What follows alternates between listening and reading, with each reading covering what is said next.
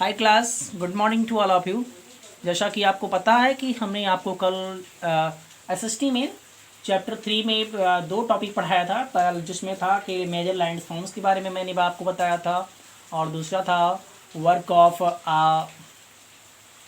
Of है reverse, है ना, नदियों के कार्य और मेजर लैंड फॉर्म्स के बारे में मैंने आपको पढ़ाया था।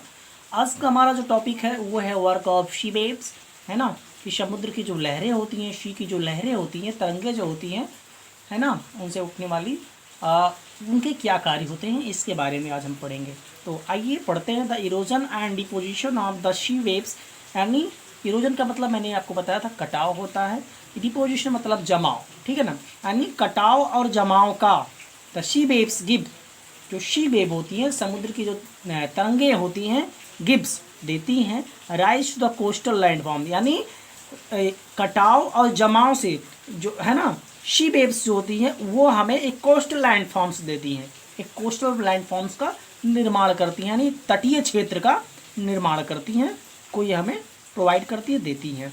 सी वेव्स कंटिन्यूसली स्ट्राइक, सी वेव्स जो होती हैं यानी समुद्र की जो तरंगे होती हैं, लहरें जो होती हैं, कंटिन्यूसली लगातार स्ट्राइक एट द रॉक्स, ये हमेशा लगातार टकराती रहती हैं, है ना, टकराती रहती है किससे?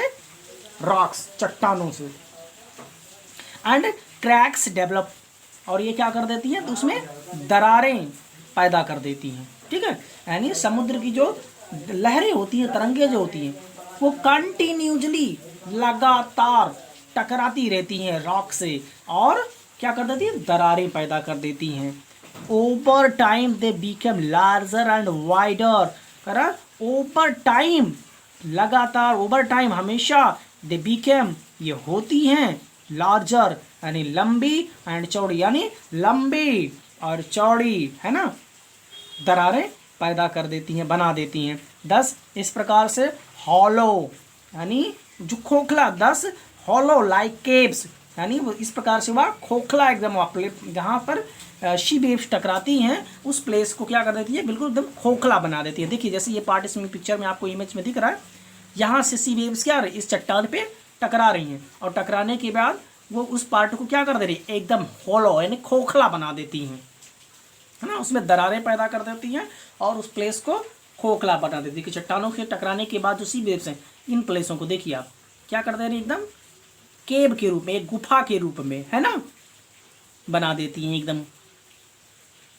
लाइक केव्स, कर एकदम गुफाओं की तरह, और फॉर्म ऑन द रॉक्स, उन चट्टानों पर बन जाती हैं टकराने के बाद। जब ये समुद्र की लहरें, वेव्स इस पर टकराती हैं तो जो चट्टानें होती हैं, है ना, उसमें दरारें पैदा हो जाती हैं, और उन दरारों से क्या हो जाती हैं? गुफाओं जैसी आकृति वाले हॉलो यानी खोखला स्थान बन जाता है।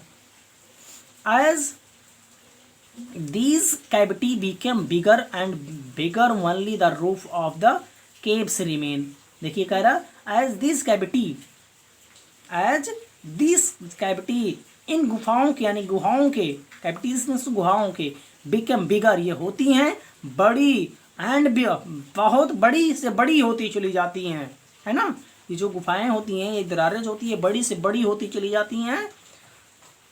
ओनली द रूफ, और इनके जो रूफ मतलब ये ऊपर वाला पार्ट जो होता है इनके, ये वाला पार्ट, छत्र वाला, ये द केव रिमेन, यही केवल इस गुफाओं के ऊपर वाला जो पार्ट होता है यही केवल इसमें बचा रहता है। 10 फॉर्मिंग सी एर्चेज, और इस प्रकार से उसमें समुद्र एर्चेज, एर्चेज मीन्स होता है मेहरबा, या करने का मतलब शिप, एर्चेज बन जाती हैं। फर्दर इरोजन ब्रेक्स, जब बाद में इरोजन होती है इसमें, है ना, कटाव की स्थिति आती है, ब्रेक्स द रूफ, तो इनके ऊपर वाला जो रूफ होता है, ये क्या हो जाता है? इरोजन जब इसमें होना शुरू होता है तो इसकी जो ऊपर वाला रूफ वाला पार्ट होता है, यानी गुफाओं के ऊपर वाला जो रूफ वाला पार्ट होता है, उसमें क्या हो जाती है? टूटने लगती हैं, है ना, टूटने लगती हैं। ओनली वॉल्स एरिया लेफ्ट, केवल वॉल वाली यानी दीवार वाली जो ये इधर वाली पार्ट होती है ना, वॉल वाली जो पार्ट होती है वही एरिया केवल बचता है, बाकी ऊपर वाले जो रूफ वाले पार्ट होते हैं इन केव के, वो क्या हो जाते हैं? इरोजन से टूट जाते हैं, यानी कटाव हो जाते हैं, टूट जाते हैं।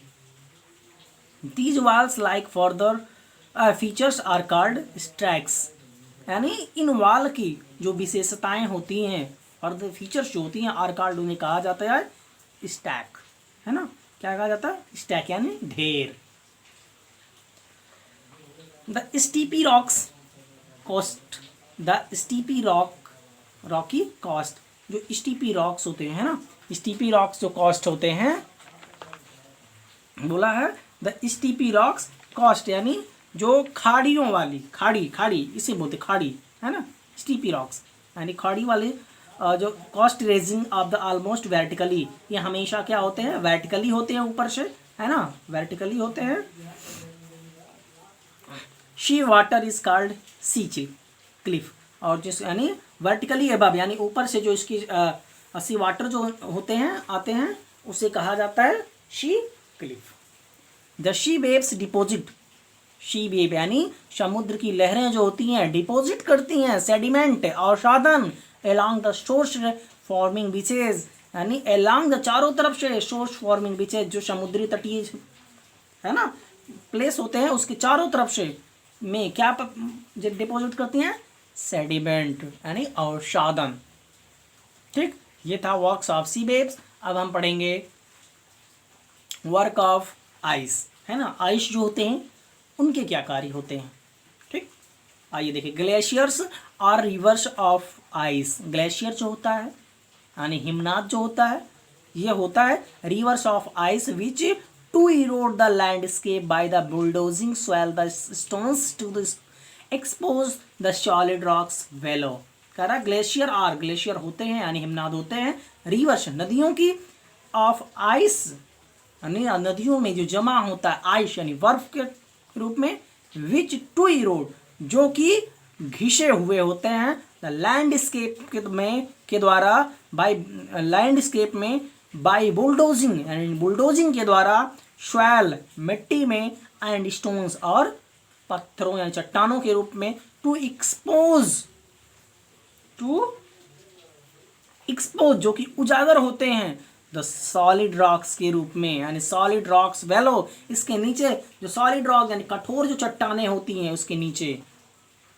Glacier carve out deep hollow, glacier carve यानी ग्लेशियर की जो खुदी हुई, ग्लेशियर क्रेब यानी ग्लेशियर जो होता है वो खुदी हुई, आउट डीप बहुत नीचे तक, बहुत गहरी खुदी होती हैं, हॉलो खोखला, है ना, बहुत नीचे तक खुदी हुई होती है खोखले में। एज द आइस मेल्ट, और जहाँ पर आइस द मेल्ट, जहाँ पर आइस जो होता है, बर्फ जो होता है, क्या होता है? पिघलता है। दे गेट फिल्ड अप, और वो क्या हो जाते हैं? भर जाते हैं। यानी जब बर्फ पिघलता है तो ये जो खोखले स्थान होते हैं, है ना, वो गहरी जो खोखले स्थान होते हैं ग्लेशियर की, वो इससे भर जाते हैं आइस से। Filled up with water and become beautiful lakes, और उस जब ये भर जाते हैं तो क्या हो जाते हैं? एक बहुत ही खूबसूरत लेक का निर्माण करते हैं, बनाते हैं। इन द माउंटेन्स, चट्टानों पर्वतों में, पहाड़ियों में। The materials carried by the glacier, यानी वो मटेरियल जो ग्लेशियर के द्वारा लाए जाते हैं, सच एज रॉक्स होते हैं जैसे कि रॉक, चट्टाने, बिग एंड स्मॉल यानी छोटी और बड़ी चट्टाने, सैंड बालू, एंड सिल्ट गेट्स डिपोजिट, यानी सिल्ट सैंड, है ना, बिग और स्मॉल रॉक्स इसमें डिपोजिट किए जाते हैं, जमा किए जाते हैं। These deposit forms glacial moraines, इन डिपोजिट जो फॉर्म्स होते हैं यानी डिपोजिट जो मटेरियल्स होते हैं उन्हें कहा जाता है ग्लेशियल मोरियंस। ठीक है, आइए आपका जो लास्ट इस चैप्टर का लास्ट हेडिंग है वो है वर्क ऑफ विंड, है ना, हवाओं के क्या कार्य होते हैं, विंड्स के क्या कार्य होते हैं, वायु के, उसको हम पढ़ लेते हैं।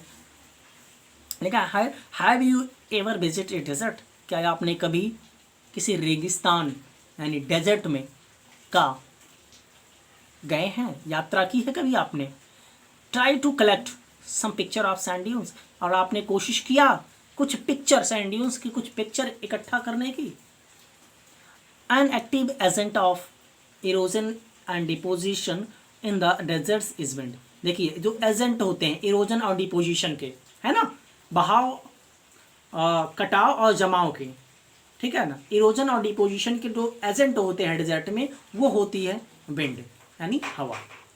इन डेजर्ट्स यू कैन सी, आपने रेगिस्तान में डेजर्ट्स में देखा होगा, रॉक्स इन द शेप, यानी जो चट्टानें होती हैं, रॉक्स जो होते हैं, इन ए शेप, एक आकार में होती हैं, ऑफ द मशरूम, मशरूम के जैसे आकार में होती हैं, कॉमनली कॉल्ड, इन्हें मुख्य रूप से मशरूम रॉक कहा जाता है।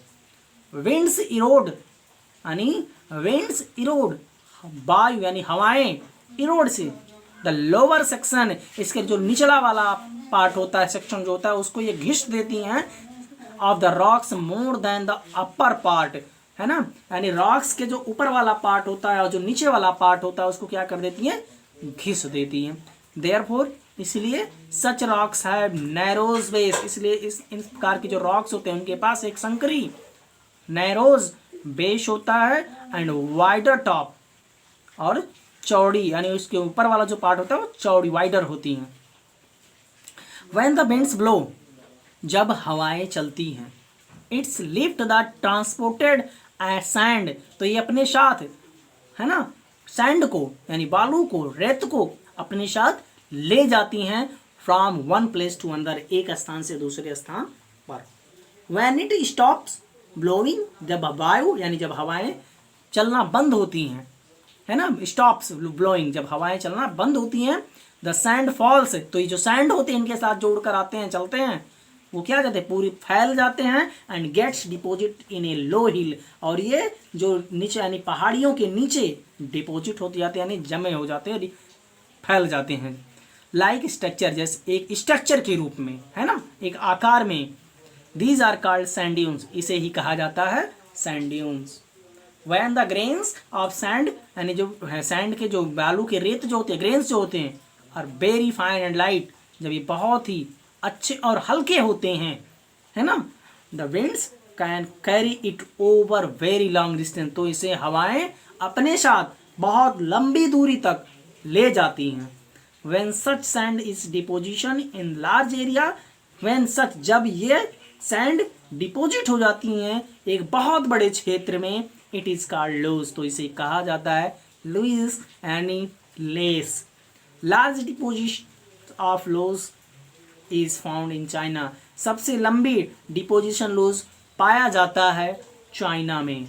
ये था ये चैप्टर, इसके बाद ये चैप्टर 3 खत्म हुआ। इसके बाद हम आपको अगला चैप्टर पढ़ाएंगे। जो अगला चैप्टर हमारा होगा उसका वीडियो हम आपको अगले दिन भेजेंगे। बस आज यहीं तक। थैंक यू, धन्यवाद।